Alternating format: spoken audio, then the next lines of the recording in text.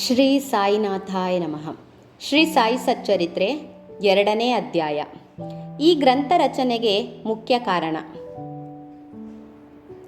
ಮೊದಲನೇ ಅಧ್ಯಾಯದಲ್ಲಿ ಗೋಧಿಯನ್ನು ಬೀಸಿ ಹಿಟ್ಟನ್ನು ಊರಿನ ಹೊರಗೆ ಚೆಲ್ಲಿ ಕಾಲರಾ ವ್ಯಾಧಿಯನ್ನು ಹೋಗಲಾಡಿಸಿದ ಪವಾಡವನ್ನು ವರ್ಣಿಸಿದೆನು. ಇದೇ ಅಲ್ಲದೆ ಶ್ರೀ ಸಾಯಿಯವರ ಇತರೆ ಮಹಿಮೆಗಳನ್ನು ಕೇಳಿ ಸಂತೋಷಿಸಿದೆನು. ಆ ಸಂತೋಷವೇ ಈ ಗ್ರಂಥವನ್ನು ಬರೆಯಲು ಪ್ರೇರೇಪಣೆಯಾಯಿತು. ಬಾಬಾರವರ ಪವಾಡಗಳು ಮನಸ್ಸಿಗೆ ಆನಂದವನ್ನು ಕೊಡುವವು. ಅವು ಭಕ್ತರಿಗೆ ಬೋಧನೆಗಳಾಗಿ ಉಪಕರಿಸುವವು, ಸಕಲ ಪಾಪಗಳನ್ನು ಹೋಗಲಾಡಿಸುವುವು ಎಂದು ಭಾವಿಸಿ ಬಾಬಾರವರ ಪವಿತ್ರ ಜೀವನ ಕಥೆಯನ್ನು ಮತ್ತು ಅವರ ಬೋಧನೆಗಳನ್ನು ಕುರಿತು ಬರೆಯಲು ಉಪಕ್ರಮಿಸಿದನು. ಯೋಗೀಶ್ವರರ ಜೀವನ ಚರಿತ್ರೆಯು ನಮಗೆ ಸತ್ಯವನ್ನು, ಆಧ್ಯಾತ್ಮಿಕ ಮಾರ್ಗವನ್ನು ತೋರಿಸುವುದು. ಗ್ರಂಥ ರಚನೆಯ ಸಿದ್ಧತೆಗೆ ಅಸಮರ್ಥತೆ ಬಾಬಾರವರ ಅಭಯ. ಶ್ರೀ ಸಾಯಿ ಸಚ್ಚರಿತ್ರೆ ಗ್ರಂಥ ರಚನೆಗೆ ಬೇಕಾದ ಸಾಮರ್ಥ್ಯ ತನ್ನಲ್ಲಿ ಇಲ್ಲವೆಂದು ಹೇಮಾಡ್ ಪಂತು ಭಯಪಟ್ಟಿದ್ದರು. ತನಗೆ ತನ್ನ ಸ್ನೇಹಿತನ ಜೀವನ ಚರಿತ್ರೆಯೇ ತಿಳಿಯದು, ನನ್ನ ಮನಸ್ಸೇ ನನಗೆ ಗೋಚರವಾಗಲಲ್ಲದು. ಇಂತಹದರಲ್ಲಿ ಒಬ್ಬ ಯೋಗೀಶ್ವರನ ಚರಿತ್ರೆಯನ್ನು ನಾನು ಹೇಗೆ ಬರೆಯಬಲ್ಲೆನು? ಅವತಾರ ಪುರುಷ ಲಕ್ಷಣಗಳನ್ನು ಹೇಗೆ ವರ್ಣಿಸಲಿ? ವೇದಗಳಿಗೆ ಎಟುಕದ ಮಾತುಗಳನ್ನು ನಾನು ಹೇಗೆ ಬರೆಯಲಿ? ತಾನು ಯೋಗಿಯಾಗಿದ್ದರೂ ಮತ್ತೊಬ್ಬ ಯೋಗಿಯ ಜೀವನವನ್ನು ಗ್ರಹಿಸಲು ಅಸಾಧ್ಯವಾಗಿರುವ ತಾನು ಅವರ ಮಹಿಮೆಗಳನ್ನು ಹೇಗೆ ಬಣ್ಣಿಸಲಿ? ಸಪ್ತ ಸಮುದ್ರಗಳ ಆಳವನ್ನು ತಿಳಿಯಬಹುದು, ಆಕಾಶವನ್ನು ತುಂಡು ಬಟ್ಟೆಯಲ್ಲಿ ಕಟ್ಟಬಹುದು, ಆದರೆ ಯೋಗೀಶ್ವರನ ಚರಿತ್ರೆಯನ್ನು ಬರೆಯುವುದು ಕಷ್ಟ ಸಾಧ್ಯ. ಇದು ದೊಡ್ಡ ಸಾಹಸ ಕೃತ್ಯವೆಂದು ಯೋಚಿಸಿ ಶ್ರೀ ಸಾಯೀಶ್ವರನ ಅನುಗ್ರಹಕ್ಕಾಗಿ ಪ್ರಾರ್ಥಿಸಿದರು. ಸಾಯಿಬಾಬಾ ಜೀವನ ಚರಿತ್ರೆಯು ಸಮುದ್ರದಂತೆ ವಿಶಾಲವಾದುದು, ಆಳವಾದುದು. ಎಲ್ಲರೂ ಇದರಲ್ಲಿ ಮುಳುಗಿ ಭಕ್ತಿ ಜ್ಞಾನಗಳೆಂಬ ಮಣಿಗಳನ್ನು ಹೆಕ್ಕಿ ತೆಗೆದು ಬೇಕಾದವರಿಗೆ ಹಂಚಬಹುದು. ಶ್ರೀ ಸಾಯಿಬಾಬಾರವರ ಕಥೆಗಳು, ಲೀಲೆಗಳು ಆಶ್ಚರ್ಯವನ್ನು ಉಂಟು ಮಾಡತಕ್ಕಂತಹವುಗಳಾಗಿದ್ದಾವೆ. ಅವು ಮನೋವಿಕಲತೆ ಉಳ್ಳವರಿಗೆ, ವಿಚಾರಗ್ರಸ್ತರಿಗೆ ಶಾಂತಿಯನ್ನು ಕರುಣಿಸುತ್ತದೆ. ಇಹಪರಗಳಿಗೆ ಬೇಕಾದ ಜ್ಞಾನವನ್ನು, ಬುದ್ಧಿಯನ್ನು ಕೊಡುತ್ತವೆ. ವೇದಗಳಂತೆಯೇ ರಂಜಕವಾಗಿಯೂ ಉಪದೇಶಕಗಳಾಗಿಯೂ ಇರುವ ಬಾಬಾರವರ ಪ್ರಬೋಧನೆಗಳನ್ನು ಕೇಳಿ ಅವುಗಳ ಮನನ ಮಾಡಿಕೊಂಡರೆ ಭಕ್ತರ ವಾಂಛೆಗಳು ಎಂದರೆ ಬ್ರಹ್ಮಕ್ಯ ಯೋಗವು, ಅಷ್ಟಾಂಗ ಪ್ರಾವೀಣ್ಯತೆಯ ಧ್ಯಾನಾನಂದವೂ ಲಭಿಸುವುದು. ಆದುದರಿಂದ ಬಾಬಾರವರ ಆತ್ಮ ಸಾಕ್ಷಾತ್ಕಾರವನ್ನು ಕರುಣಿಸುವ ಮಾತುಗಳನ್ನು, ಬೋಧನೆಗಳನ್ನು ಹೆಣೆಯುವುದಕ್ಕೆ ಸಿದ್ಧತೆ ಮಾಡಿಕೊಂಡೆನು. ಸಾಯಿಬಾಬಾರವರೇ ಈ ಕಾರ್ಯಕ್ಕೆ ನನ್ನನ್ನು ಪ್ರೋತ್ಸಾಹಿಸಿರುವವರು. ನನಗೆ ಈ ಕಾರ್ಯವನ್ನು ಸಂಪೂರ್ಣಗೊಳಿಸುವ ಶಕ್ತಿಯನ್ನೂ ಸಹ ಬಾಬಾರವರೇ ನೀಡಬೇಕೆಂದು ಪ್ರಾರ್ಥಿಸುತ್ತಿರುವೆನು. ಈ ಗ್ರಂಥ ರಚನೆಗೆ ಬಾಬಾರವರಿಂದ ಅನುಮತಿ ಪಡೆಯಲು ನಾನು ಅಸಮರ್ಥನೆಂದು ಭಾವಿಸಿ ಬಾಬಾರವರ ಭಕ್ತರಾದ ಮಾಧವರಾವ್ ದೇಶಪಾಂಡೆ ಉರ್ಫ್ ಶ್ಯಾಮ ಎಂಬುವರನ್ನು ಅನುಮತಿ ಕೊಡಿಸಬೇಕೆಂದು ಕೇಳಿಕೊಂಡೆನು. ಅವರು ಬಾಬಾರವರ ಮುಂದೆ ನನ್ನನ್ನು ನಿಲ್ಲಿಸಿ, ಈ ಅಣ್ಣಾ ಸಾಹೇಬರು ನಿಮ್ಮ ಜೀವನ ಚರಿತ್ರೆಯನ್ನು ಬರೆಯಬೇಕೆಂದು ಆಶಿಸುತ್ತಿದ್ದಾರೆ. ನಾನು ಭಿಕ್ಷಾಟನೆ ಮಾಡುವ ಫಕೀರನು, ನನ್ನ ಜೀವನ ಚರಿತ್ರೆ ಬರೆಯುವ ಅವಶ್ಯಕತೆ ಇಲ್ಲವೆಂದು ಹೇಳಬೇಡಿರಿ. ನೀವು ಸಮ್ಮತಿಸಿ ಸಹಾಯ ಮಾಡಿದರೆ ಇವರು ಬರೆಯುವರು. ನಿಮ್ಮ ಅನುಮತಿ ಆಶೀರ್ವಾದ ಇಲ್ಲದಿದ್ದರೆ ಕಾರ್ಯವು ಜಯಪ್ರದವಾಗುವುದಿಲ್ಲ ಎಂದು ಹೇಳಲು ಬಾಬಾರವರ ಮನಸ್ಸು ಕರಗಿ ನನಗೆ ವಿಭೂತಿ ಪ್ರಸಾದವನ್ನು ಕೊಟ್ಟು ಆಶೀರ್ವದಿಸಿದರು.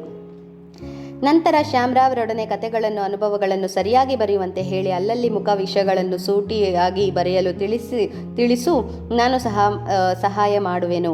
ಅವನು ನಿಮಿತ್ತ ಮಾತ್ರನು. ನನ್ನ ಜೀವನ ಚರಿತ್ರೆಯನ್ನು ನಾನೇ ಬರೆದು ನನ್ನ ಭಕ್ತರ ಕೋರಿಕೆಗಳನ್ನು ಈಡೇರಿಸಬೇಕು. ಅವನಿಗೆ ತನ್ನ ಅಹಂಕಾರವನ್ನು ತನ್ನ ಪಾದಗಳಲ್ಲಿ ಬಿಡಬೇಕೆಂದು ತಿಳಿಸು. ಯಾರು ಅವರ ಜೀವನದಲ್ಲಿ ನನ್ನಲ್ಲಿ ಮುಡುಪಾಗಿರುವವರೋ ಅವರಿಗೆ ನನ್ನ ಸಹಕಾರವು ಯಾವಾಗಲೂ ಇರುತ್ತದೆ.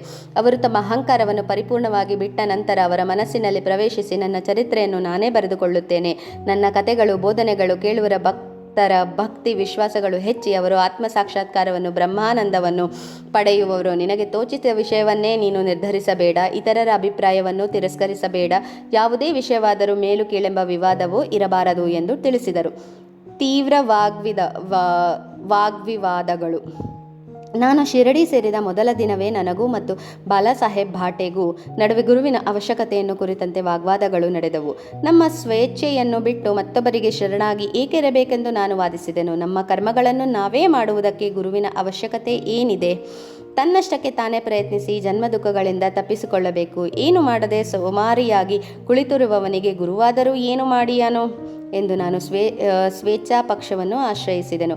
ಭಾಟೆ ಮತ್ತೊಂದು ವಾದವನ್ನು ಮಂಡಿಸುತ್ತಾ, ಆಗಬೇಕಾಗಿರುವುದು ಆಗದೇ ಇರುವುದಿಲ್ಲ. ಮಹನೀಯರೂ ಸಹ ಈ ವಿಷಯದಲ್ಲಿ ಸೋತಿದ್ದಾರೆ. ಮಾನವರು ಒಂದು ನೆನೆಸಿದರೆ ಭಗವಂತನು ಮತ್ತೊಂದು ಮಾಡುತ್ತಾನೆ. ನಿನ್ನ ಚಾಕಚಕ್ಯತೆಗಳನ್ನು ದೂರವಿರಿಸು, ಗರ್ವ ಅಹಂಕಾರಗಳನ್ನು ನಿನ್ನ ಜೊತೆಯಲ್ಲಿ ಬರುವುದಿಲ್ಲ, ಅವುಗಳನ್ನು ದೂರವಿರಿಸು ಎಂದು ಹೇಳಿದನು. ಈ ವಾದ ವಿವಾದಗಳು ಬಹಳ ಕಾಲ ನಡೆದರೂ ಯಾವುದೂ ಕೂಡ ಇತ್ಯರ್ಥವಾಗಲಿಲ್ಲ. ಕೊನೆಗೆ ಬಳಲಿ ವಾದವನ್ನು ಕೊನೆಗೊಳಿಸಿದನು. ವಾದ ವಿವಾದಗಳಿಂದ ಮನಃಶಾಂತಿ ದೂರವಾಯಿತು.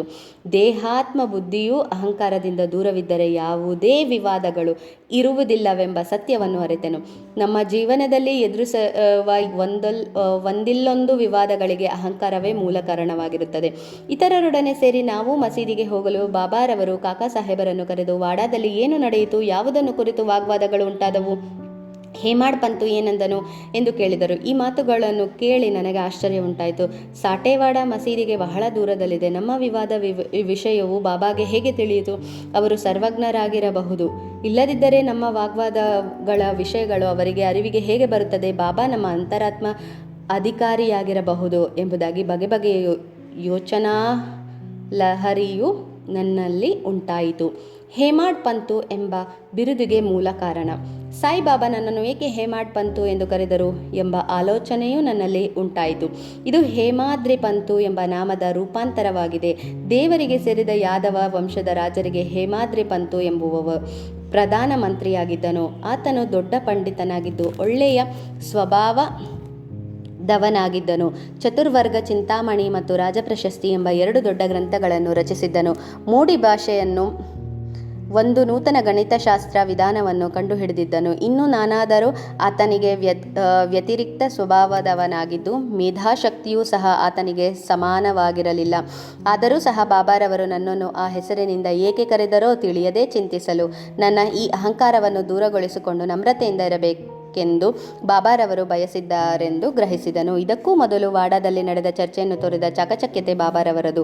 ಈ ರೀತಿಯಾಗಿ ಅಭಿನಂದನೆಯನ್ನು ಸಲ್ಲಿಸಿರಬಹುದೆಂದು ಅಂದುಕೊಂಡೆನು. ಭವಿಷ್ಯದ ವಿಚಾರಗಳನ್ನು ನೋಡಿ ಹೇಳುವುದಾದರೆ ಬಾಬಾ ಮಾತುಗಳಲ್ಲಿ ಧಾಬೋಡ್ಕರ್ ಎನ್ನುವುದರ ಮೊದಲು ಹೇಮಾಡ್ ಪಂತು ಎನ್ನುವುದು ಹೆಚ್ಚು ಪ್ರಾಮುಖ್ಯತೆ ಇರುವುದೆಂದು ಭವಿಷ್ಯದ ವಿಚಾರಗಳನ್ನು ಗ್ರಹಿಸಿಯೇ ಬಾಬಾ ಈ ರೀತಿಯಾಗಿ ಹೇಳಿದರೆಂದು ತಿಳಿಯುತ್ತದೆ.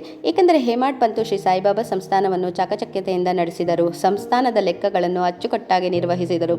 ಅಷ್ಟೇ ಅಲ್ಲದೆ ಭಕ್ತಿ, ಜ್ಞಾನ, ನಿರ್ವ್ಯಾಮೋಹ, ಆತ್ಮಶರಣಾಗತಿ, ಆತ್ಮ ಸಾಕ್ಷಾತ್ಕಾರ ಮೊದಲು ವಿಷಯಗಳೊಡನೆ ಶ್ರೀ ಸಾಯಿ ಸಚ್ಚರಿತ್ರೆ ಎಂಬ ಪವಿತ್ರವಾದ ಗ್ರಂಥವನ್ನು ರಚಿಸಿದರು. ಗುರುವಿನ ಅವಶ್ಯಕತೆ. ಈ ವಿಷಯವಾಗಿ ಬಾಬಾ ಏನು ಹೇಳಿದರು ಎಂಬುದನ್ನು ಹೇಮಾಡ್ ಪಂತು ತಿಳಿಸಿಲ್ಲ.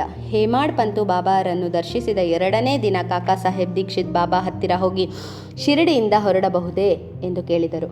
ಬಾಬಾ ಹಾಗೆಯೇ ಆಗಲಿ ಎಂದರು. ಎಲ್ಲಿಗೆ ಎಂದು ಯಾರೋ ಕೇಳಲು, ತುಂಬಾ ಮೇಲಕ್ಕೆ ಎಂದು ಬಾಬಾ ಹೇಳಿದರು. ಮಾರ್ಗವು ಯಾವುದುದು ಎಂದು ದೀಕ್ಷಿತ್ ಕೇಳಿದರು. ಅಲ್ಲಿಗೆ ಹೋಗಲು ಅನೇಕ ಮಾರ್ಗಗಳಿವೆ. ಶಿರಡಿಯಿಂದಲೂ ಸಹ ಒಂದು ಮಾರ್ಗವಿದೆ. ಆದರೆ ಮಾರ್ಗವು ಅತ್ಯಂತ ಪ್ರಯಾಸಕರವಾದದ್ದು. ಮಾರ್ಗ ಮಧ್ಯದಲ್ಲಿರುವ ಅರಣ್ಯದಲ್ಲಿ ಹುಲಿ, ಚಿರತೆಗಳು ಇರುತ್ತವೆ ಎಂದು ಬಾಬಾ ಹೇಳಿದರು.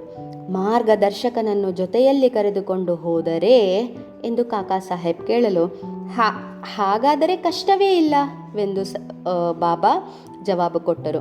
ಮಾರ್ಗದರ್ಶಕನು ಮಾರ್ಗ ಮಧ್ಯದಲ್ಲಿರುವ ಕಾಡು ಪ್ರಾಣಿಗಳಿಂದ ಪಾರು ಮಾಡಿ ಗಮ್ಯಸ್ಥಾನವನ್ನು ಸೇರಿಸುವನು. ಮಾರ್ಗದರ್ಶಕನೇ ಇಲ್ಲದಿದ್ದರೆ ಕಾಡು ಮೃಗಗಳ ಪಾಲಾಗಬಹುದು, ಇಲ್ಲವೇ ದಾರಿ ತಪ್ಪಿ ಹಳ್ಳದಲ್ಲಿ ಬೀಳಬಹುದು. ಮಸೀದಿಯಲ್ಲಿದ್ದ ಧಾಬೋಳ್ಕರ್ ತಮ್ಮ ಪ್ರಶ್ನೆಗಳಿಗೆ ಇದೇ ಸಮಾಧಾನವೆಂದು ಗ್ರಹಿಸಿದರು. ವೇದಾಂತ ವಿಷಯಗಳಲ್ಲಿ ಮಾನವನು ಸ್ವೇಚ್ಛಾಪರನೋ ಅಲ್ಲವೋ ಎಂಬ ವಿವಾದದಿಂದ ಪ್ರಯೋಜನವಿಲ್ಲವೆಂದು ಗ್ರಹಿಸಿದರು. ಪರಮಾರ್ಥವು ನಿಜವಾಗಿ ಗುರುಬೋಧನೆಯಿಂದಲೇ ಸಿಗುವುದೆಂದು ಶ್ರೀರಾಮ ಮತ್ತು ಶ್ರೀಕೃಷ್ಣರು ತಮ್ಮ ಗುರುಗಳಾದ ವಸಿಷ್ಠ ಸಾಂದೀಪರಿಗೆ ಶರಣಾಗಿ ಆತ್ಮ ಸಾಕ್ಷಾತ್ಕಾರವನ್ನು ಪಡೆದರೆಂಬುದಾಗಿಯೂ ಅದಕ್ಕೆ ದೃಢವಾದ ನಂಬಿಕೆ, ತ್ವನಿಷ್ಠೆ, ತಾಳ್ಮೆ ಎಂಬ 2 ಗುಣಗಳ ಅವಶ್ಯಕತೆ ಇದೆ ಎಂಬ ಸತ್ಯವನ್ನು ಗ್ರಹಿಸಿದರು. 2ನೇ ಅಧ್ಯಾಯವು ಸಂಪೂರ್ಣವಾದುದು. ಸದ್ಗುರು ಶ್ರೀ ಸಾಯಿನಾಥಾರ್ಪಣಮಸ್ತು. ಶುಭಂ ಭವತು. ಓಂ ಶ್ರೀ ಸಾಯಿನಾಥಾಯ ನಮಃ.